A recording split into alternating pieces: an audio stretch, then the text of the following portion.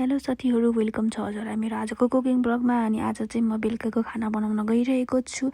अनि दाल हालेर पछि दाल साल धोएर अब बेसार हाले। अनि बेसार हालिसकेपछि नुन पनि हाल्छु अब साथीहरू।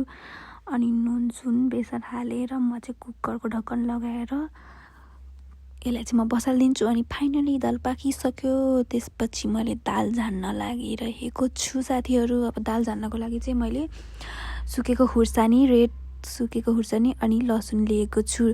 त्यसपछि लसुन र खुर्सानी यस्तो कालो भइसकेपछि मैले दाल हालिदिएँ। वाउ, दाल हालिदिइसकेपछि दामी देख्यो छ। अब यसलाई चाहिँ एकछिन लो हिटमा उमालिदिनु होला। उमाल्न गइरहेको छु। उम्लियो, दाल पनि पाक्यो। अब भात पकाउनको लागि मैले चामल पनि हालेँ। अनि यता चाहिँ मैले आलु फ्राईको लागि आलु रेडी बनाइसकेको थिएँ। अब चाहिँ म आलु फ्राई गर्छु साथीहरू। अनि आलु फ्राई गर्नको लागि चाहिँ तेल तताएँ अनि आलु पनि हालेँ। अब चाहिँ यो आलु चाहिँ एकछिन चाहिँ पकाउनु पर्यो। अनि त्यसपछि यता साइडमा मैले मासु रेडी बनाइसकेको थिएँ। प्याज टमाटर सबै काटेर सब रेडी बनाइसकेको थिएँ।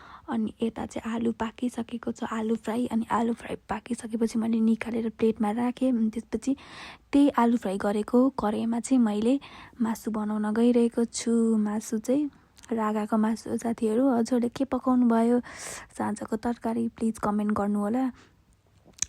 अनि यसलाई चाहिँ म रातो बनाएर एकछिन चलाइराख्छु अनि एकछिन भुट्छु। अलि रातो बनाउनु पर्यो नि त। अनि यसलाई छोपिदिन्छु म एकछिन। अनि त्यसपछि मासु यतिको भइसकेको छ। त्यसपछि मैले प्याज पनि हालिदिएँ।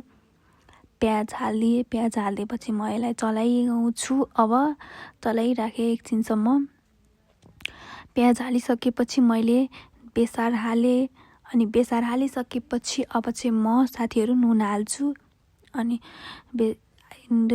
बेसार र नुन हालिसकेपछि एकछिन चलाउनु होला। त्यसपछि फेरि टमाटर हालेँ। टमाटर हालिसकेपछि टमाटर पनि एकछिन पकाउनु पर्यो। सो त्यही भएर मैले एकछिन चलाइरहेँ। टमाटर पकाउनु पर्यो। त्यसपछि मैले यतापट्टि पेस्ट पनि रेडी बनाइसकेको थिएँ। अनि अब चाहिँ म पेस्ट हाल्छु तरकारीमा। यस्तो मिठो हुन्छ नि यो पेस्टले तरकारी। हजुरले कुन हाल्नुहुन्छ प्लिज कमेन्ट गर्नु होला साथीहरू। अनि एकछिन मसला हालेर एकछिन चलाइरहेँ।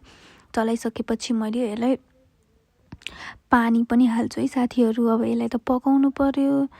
अनि यसपछि मैले पानी हालेँ।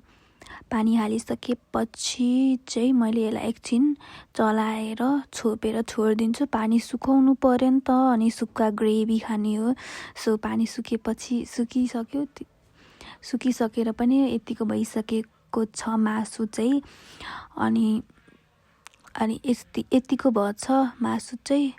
अनि मेरो यस्तै भिडियो हेर्नु मन छ भने प्लिज फलो गर्नु, सब्सक्राइब गर्नु होला मेरो च्यानलमा। अनि मासु चाहिँ यतिको पाकिसकेको छ साथीहरू। प्लिज भिडियो अन्तिमसँग हेर्नु होला। अनि मेरो च्यानल चाहिँ सब्सक्राइब गर्नु होला कि मेरो भिडियो आउने बित्तिकै हजुर हेर्न पाउनु। Thank you so much.